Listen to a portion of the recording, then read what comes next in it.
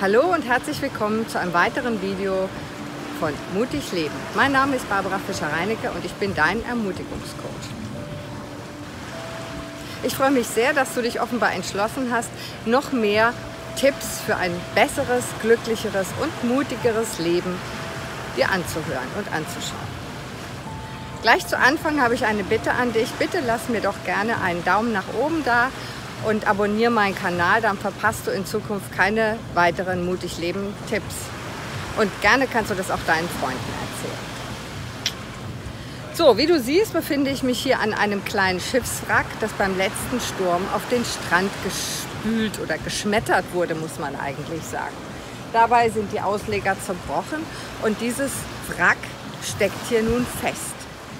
Vielleicht kommen die Fischer in den nächsten Tagen und reparieren die Ausleger und machen es wieder flott. Vielleicht wird dieses kleine Wrack hier aber auch am Strand vergammeln. Denn die Situation im Moment hier ist nicht so toll, dass die Fischer vielleicht gar nicht das Geld dazu haben. Was aber entscheidend ist, ist, dass dieses kleine Boot überhaupt nichts dazu beitragen kann, hier wieder freizukommen, quasi den Zustand von Stecke fest aufzuheben. Das ist bei uns Menschen Gott sei Dank anders. Aber wir Menschen, das kannst du mir glauben, stecken auch oft genug fest, haben also dieses Gefühl von, ich kann hier nicht weg, ich kann hier nicht raus. Im Englischen nennt man diesen Zustand Stuck State, also wörtlich übersetzt Steckzustand, also du steckst fest.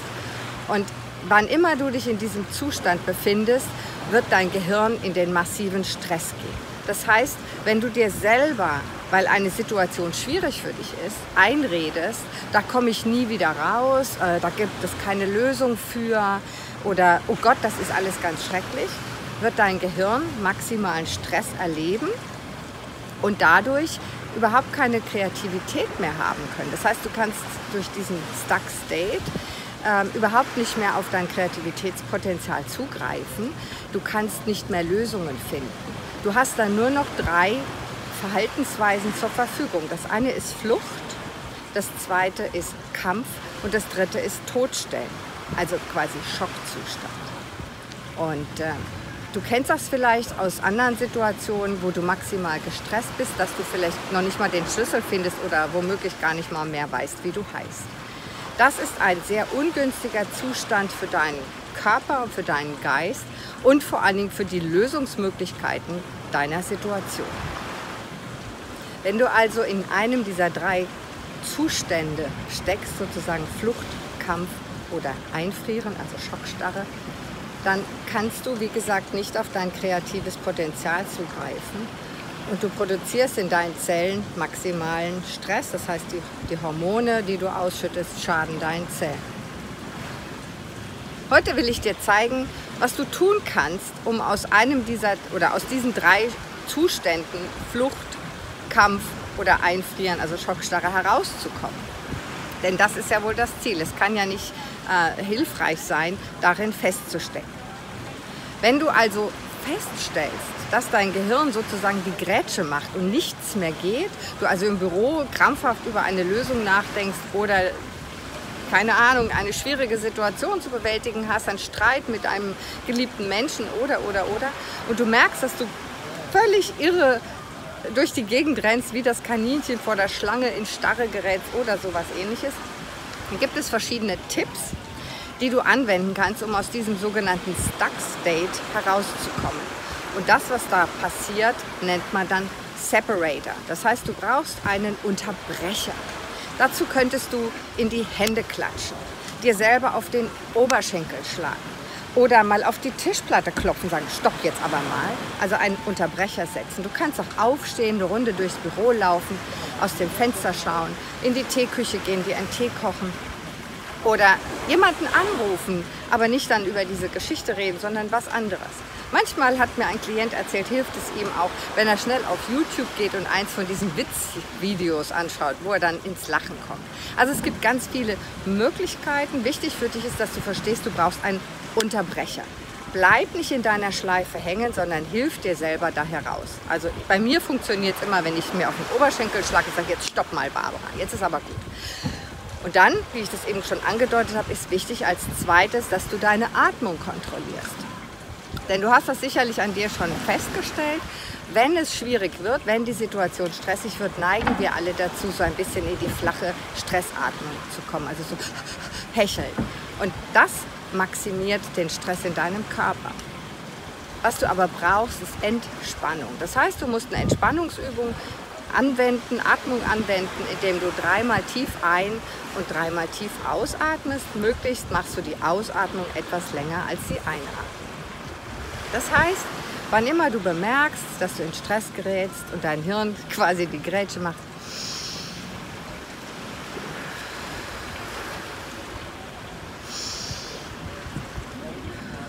mach das 3-4 Mal, möglichst langsamer, als ich das jetzt hier gezeigt habe.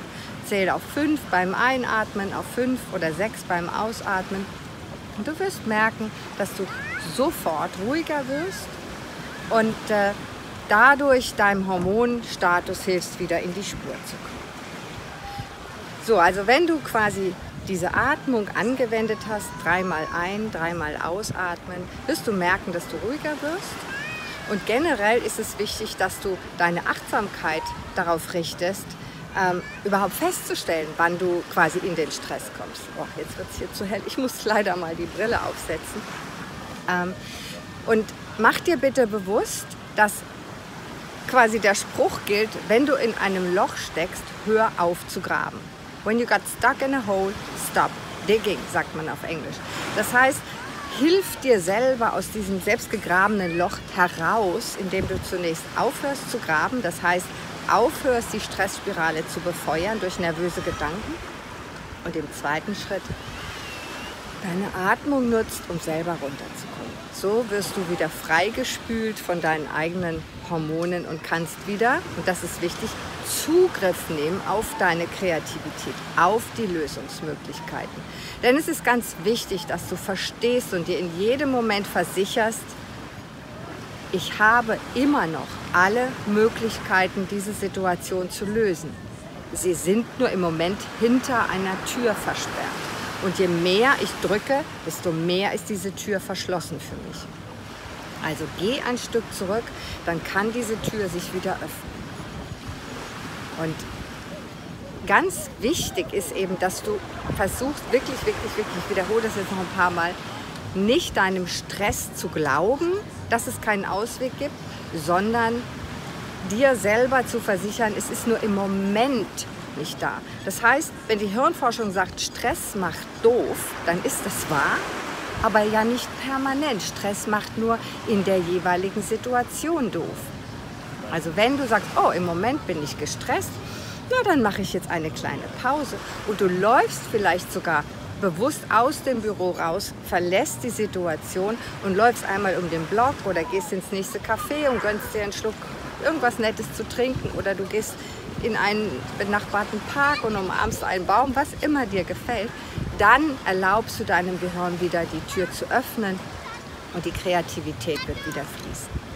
Und wenn das dann der Fall ist, das kann auch erst am Abend sein, gib dir die Zeit dafür. Dann nimm dir bitte ein Blatt Papier oder Tipps in dein Handy meinetwegen und schreib 5 mögliche Lösungswege auf für deine spezielle schwierige Situation. Diese Lösungswege musst du nicht alle mögen.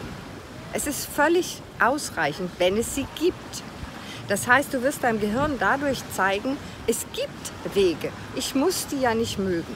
Und das wiederum öffnet dir die Tür, einen Weg zu beschreiten, der vielleicht nicht der optimale ist, der vielleicht nicht perfekt ist, aber du kannst damit anfangen. So wie man sagt, der erste Schritt ist ja noch nicht das Ziel. Also geh einen Schritt und du wirst deinem Gehirn ermöglichen, weitere Ressourcen dazu zu packen, um einen guten, für dich optimalen Weg zu finden. Okay, wenn du also dann über das Aufschreiben der Möglichkeiten dein Gehirn wieder entstresst hast und anfängst dir selber zu glauben, dass es Wege gibt, wirst du ruhiger werden und du kannst, wie gesagt, immer mehr Ressourcen für einen optimalen Weg dazu packen. Glaub deinem Gehirn also bitte niemals, dass du völlig verblödet bist, dass du ein Blackout hast. Das ist nur für den Moment so. Beruhige dich und glaube, so wie dieses kleine Boot hier, daran, dass alles gut wird. Dass da jemand kommen wird, in dem Fall du, und das wieder frei machen wird, also wieder ins Wasser bringen wird. Und so kannst du dich und dein eigenes Gehirn steuern und kontrollieren, sodass du wieder frei kommst und nicht mehr feststeckst.